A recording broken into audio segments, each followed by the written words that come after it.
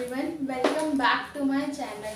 तो जैसे कि हम एंजाइम टॉपिक डिस्कस कर रहे थे, तो स्टेप बाय स्टेप मैं एंजाइम के हर एक टॉपिक कवर कर रही हूँ, जिसमें आज का हमारा टॉपिक है कैटालिसिस।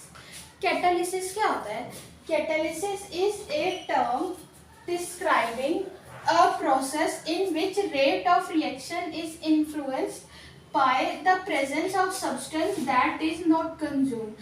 कैटालिसिस क्या है? कैटालिसिस एक प्रोसेस है जो क्या दिखा रहा है कि किसी एक सब्सटेंस के रिएक्शन में ऐड होने की वजह से जो हमारा रिएक्शन है वो किस तरीके से अफेक्ट हो रहा है, कि उसकी एक्टिविटी या उसका रेट डिक्रीज हो रहा है, इंक्रीज हो रहा है, क्या हो रहा है।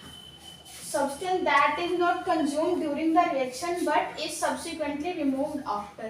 तो बेसिकली कैटालिसिस किसकी वजह से हो सकता है? कैटालिस्ट या फिर एंजाइम्स की वजह से।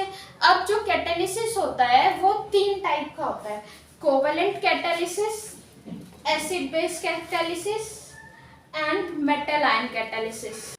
ओके, तो अब हम सबसे पहले डिस्कस करेंगे कोवेलेंट कैटालिसिस। कोवेलेंट कैटालिसिस जैसे नाम से पता चल रहा है, इसमें किस तरीके के बॉन्ड्स फॉर्म होंगे? Covalent bond. तो क्या होगा, इस तरीके के कैटालिसिस में एंजाइम्स और सबस्ट्रेट के बीच में रिवर्सिबल कोवेलेंट बॉन्ड की फॉर्मेशन होगी। और क्या होंगे ये बॉन्ड? टेम्पररी होंगे, मतलब एंजाइम और सबस्ट्रेट की बॉन्डिंग होने के बाद एंजाइम अपनी पहले वाली कन्फर्मेशन पे रिटर्न हो जाएगा। और इसमें किसकी इन्वॉल्वमेंट होती है? न्यूक्लियोफिलिक और इलेक्ट्रोफिलिक सेंटर्स की। मतलब अगर एंजाइम न्यूक्लियोफिलिक सेंटर की तरह एक्ट कर रही है तो जो सबस्ट्रेट होगा वो इलेक्ट्रोफाइल की तरह एक्ट करेगा, और अगर एंजाइम इलेक्ट्रोफाइल की तरह एक्ट कर रही है तो सबस्ट्रेट न्यूक्लियोफाइल की तरह एक्ट करेगा। और न्यूक्लियोफाइल सेंटर का एग्जाम्पल है एमाइंस, कार्बोक्सिल, हाइड्रोक्सिल। और इलेक्ट्रोफाइल सेंटर का एग्जांपल है फॉस्फोराइल, एसाइल। और कोवेलेंट कैटालिसिस देखी जाती है कीमोट्रिप्सिन में। एसिड बेस कैटालिसिस में क्या होता है? एसिड बेस कैटालिसिस में प्रोटॉन का ट्रांसफर होता है। और एसिड बेस कैटालिसिस दो टाइप की होती है: स्पेसिफिक एसिड बेस कैटालिसिस और general acid base catalysis. Specific acid base catalysis में डायरेक्टली हाइड्रोजन और OH नेगेटिव पार्टिसिपेट करते हैं, और जनरल एसिड बेस कैटालिसिस में H पॉजिटिव और OH नेगेटिव के अलावा कुछ भी कैटालिसिस में पार्टिसिपेट कर सकता है। लेकिन स्पेसिफिक कैटालिसिस में pH और बफर का भी बहुत इंपॉर्टेंट रोल होता है। मेटल आयन कैटालिसिस में क्या होता है?